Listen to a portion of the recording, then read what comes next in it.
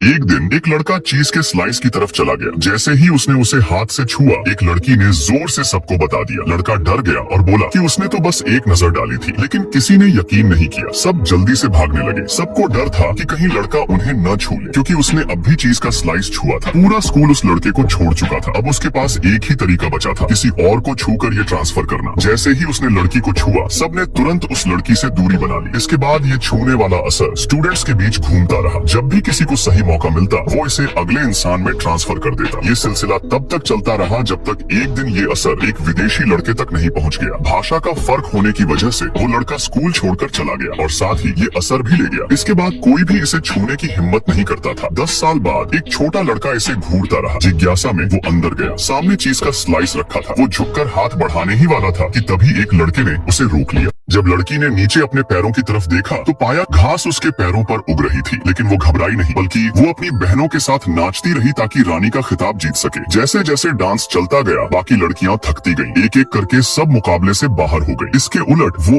और जोश से नाचती रही। आखिरकार वो टॉप 8 में पहुंच गई। उसने खुशी से अपने बॉयफ्रेंड की तरफ देखा। उम्मीद थी कि वो उसकी हिम्मत बढ़ाएगा, लेकिन उसने देखा कि उसका बॉयफ्रेंड उसे नहीं देख रहा था। वो किसी और लड़की को घूर रहा था। उसे ऐसे लगा जैसे उसके दिल में कोई छुरी चला रहा हो, लेकिन उसने ठान लिया कि हार नहीं मानेगी और रानी बनने की कोशिश में नाचती रहेगी। जब म्यूजिक रुका तो उसे गांव की नई रानी बना दिया गया। गांव वाले खुशी से उसके पास दौड़े। उन्होंने उसके गले में रंग बिरंगी माला डाली। वो इतनी खुश हुई कि उसकी सांसें फूलने लगी। थोड़ी देर बाद गांव के मुखिया ने उसे मशाल दी और वो कार में बैठकर जंगल की तरफ बलि की रस्म के लिए रवाना हुई। लेकिन जब वो बलि की रस्म पूरी करके वापस आई तो उसे पता चला कि उसका बॉयफ्रेंड उसे धोखा दे चुका है। उसे बहुत गहरा दर्द हुआ। बहुत सारे एलियंस धरती पर आए, लेकिन वो रास्ते में च्युइंग गम में फंस गए। तभी एक बड़ा ट्रक आया। एलियंस ने जल्दी से ट्रक के टायरों के बीच की जगह में छुपकर खुद को च्युइंग गम से आजाद किया। इसके बाद उन्होंने सामने एक ह्यूमनॉइड स्पेसशिप देखा और एक प्लास्टिक बैग भी नजर आया। उन्होंने उस प्लास्टिक बैग का इस्तेमाल उड़ने के लिए किया। उम्मीद थी कि वो बैग उन्हें स्पेसशिप तक पहुंचा देगा, लेकिन अचानक एक बस आई और सीधा उस प्लास्टिक बैग को उड़ा ले गई। बस ड्राइवर ने वाइपर ऑन कर दी और एलियंस बिल्कुल सही टाइम पर स्पेसशिप के जूते पर गिरा दिए गए। फिर वो लोग टोपी पर चढ़े और आखिरकार स्पेसशिप में वापस आ गए। स्पेसशिप के पायलट ने ह्यूमनॉइड स्पेसशिप को कंट्रोल किया और एक टैक्सी को पकड़ लिया। उसने कार का दरवाजा खोला और सीधा पैसेंजर को बाहर खींच लिया। टैक्सी ड्राइवर इतना डर गया कि उसने उसकी बात मान ली और उसे समंदर के किनारे ले गया। पायलट ने एक बॉल को समंदर में फेंकना चाहा। वो बॉल असल में पानी सोखने वाली बॉल थी। एलियंस के प्लेनेट पर पानी खत्म हो गया था और उनका धरती पर आने का मकसद पानी लाना था। ह्यूमनॉइड स्पेसशिप ने अपने बाएं हाथ से उस बॉल की बाहरी परत तोड़ दी और उसके अंदर की असली पानी सोखने वाली बॉल को बाहर निकाला। जैसे ही वो बॉल फेंकने वाला था, उसका दायां हाथ अचानक अपने आप ही बाएं हाथ को पकड़ने लगा। असल में जब कैप्टन वापस स्पेसशिप में लौटा तो उसने दाहिने हाथ का कंट्रोल वापस पा लिया था। बस फिर क्या था, बायां और दायां हाथ आपस में लड़ने लगे। इस झगड़े को देखकर रास्ते पर चलने वाले लोग भी रुक गए। उसी वक्त ह्यूमनॉइड स्पेसशिप पीछे की तरफ गिर गया और पानी सोखने वाली बॉल उसके हाथ से फिसलकर सीधा समंदर में गिर गई। बॉल ने काम करना शुरू किया और बहुत तेजी से समंदर का पानी गायब होने लगा। कैप्टन जल्दी से कंट्रोल रूम में गया। कैप्टन ने आदेश दिया कि बॉल को वापस लाया जाए, लेकिन इंजीनियर ने बताया कि एनर्जी खत्म होने वाली है और बॉल को वापस लाने में बहुत ज्यादा एनर्जी लगेगी। इसका मतलब ये था कि वो अपने प्लेनेट वापस नहीं जा पाएंगे। लेकिन कैप्टन ने धरती को बचाने का फैसला किया। उसने अपने साथियों से पूछा कि क्या करे। सबने धरती पर रहकर इसे पसंद कर लिया था, इसलिए उन्होंने भी धरती को बचाने का फैसला किया। उन्होंने अपनी आखिरी बची हुई एनर्जी दाहिने हाथ में डाल दी और बॉल को वापस खींच लिया गया। समंदर का पानी वापस आ गया और फिर ह्यूमनॉइड रोबोट ने उस बॉल को अंतरिक्ष में फेंक दिया। एलियंस बहुत खुश थे, लेकिन स्पेसशिप की एनर्जी अब पूरी तरह खत्म हो चुकी थी। तभी पुलिस आई और स्पेसशिप की पीठ पर इलेक्ट्रिक शॉक दिया। थोड़ी सी एनर्जी वापस आई। स्पेसशिप उठकर खड़ा हो गया, पलटा और धीरे धीरे अपना मुंह खोला। मुंह से कैप्टन बाहर आया और सबको पूरी बात समझाई। आखिर में एलियंस ने धरती के लोगों से अलविदा कहा। स्पेसशिप ने मुंह बंद किया और धीरे धीरे ऊपर उठने लगा, लेकिन तभी मिलिट्री का ध्यान इस पर गया। उन्होंने एक बड़ा सा जाल फेंका और स्पेसशिप उसमें फंसकर नीचे गिर गया। पहले से ही कमजोर स्पेसशिप की एनर्जी पूरी तरह खत्म हो गई, लेकिन कैप्टन के पास अभी भी एक प्लान था। उन्होंने बची हुई आखिरी एनर्जी जूतों में डाली और आखिरकार वो सब जूतों में उड़कर धरती से निकल गए।